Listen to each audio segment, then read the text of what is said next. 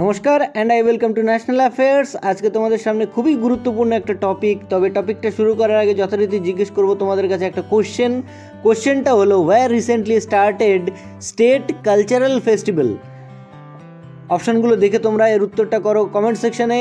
এর উত্তরটা আমি ভিডিও শেষে দিয়েই দেবো। তো আমরা যে টপিকটার কথা বলছিলাম সেই টপিকটা হলো যে সুমিত আন্তিল এবং শীতল দেবী হয়ে গেলেন প্রথমবারের জন্য বর্ষসেরা প্যারা অ্যাথলিট অফ দ্য ইয়ার হয়ে গেলেন সুমিত আন্তিল মেল, এবং ফিমেলের মধ্যে হলেন শীতল দেবী। সুমিত আন্তিল হলেন একজন জ্যাভেলিন থ্রোয়ার।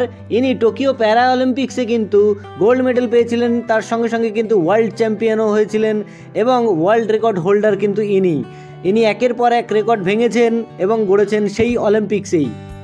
এবং শীতল দেবীর কথা আমরা যদি বলি তাহলে উনি কিন্তু এবার এশিয়ান গেমসে প্যারা অ্যাথলিটদের মধ্যে সর্বশ্রেষ্ঠ প্রদর্শন করেছেন আর্চারি বিভাগে।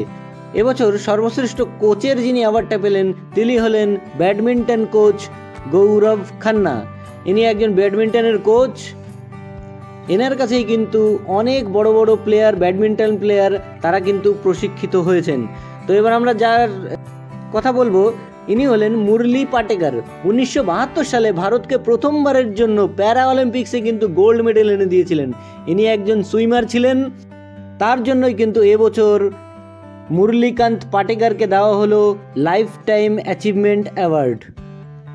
এবং এর সঙ্গে সঙ্গে তোমাদের কাছে একটু ছোট্ট একটা ইনফরমেশন দিয়ে রাখি, সেটা হলো এবছর team of the year major Dhyan Chand team of the year হয়েছে কিন্তু ব্লাইন্ড চেস টিম, মানে অন্ধরা যে চেসটা খেলে সেই চেস টিমটা কিন্তু এবছর major Dhyan Chand team of the year ঘোষিত হয়েছে। তো এবার আমরা চলে আসবো আমাদের কোশ্চেনটাতে। কোশ্চেনটা ছিল where recently started state cultural festival. এর সঠিক উত্তর হচ্ছে অপশান সি। উত্তরপ্রদেশে রিসেন্টলি কিন্তু শুরু হলো রাজ্য সাংস্কৃতিক উৎসব 2023। তো এই ছিল আমাদের আজকের টপিক। আশা করছি তোমাদের ইনফরমেটিভ লেগেছে ভিডিওটা। তোমরা এই জিনিসগুলো কিন্তু মাথায় রাখবে, তার কারণ এই যে প্যারা অ্যাথলিটদের যে অ্যাওয়ার্ডগুলো দেওয়া হলো এটা কিন্তু প্রথমবারের জন্য দেওয়া হলো। সো খুবই ইম্পর্টেন্ট তোমাদের এই ক্লাসটা, তোমাদের এই এক্সামের পার্সপেক্টিভে। তাহলে সামনে কোনো একটা ইম্পর্টেন্ট টপিক নিয়ে এসে আমি আবার হাজির হব। তো ততক্ষণ পর্যন্ত বাই।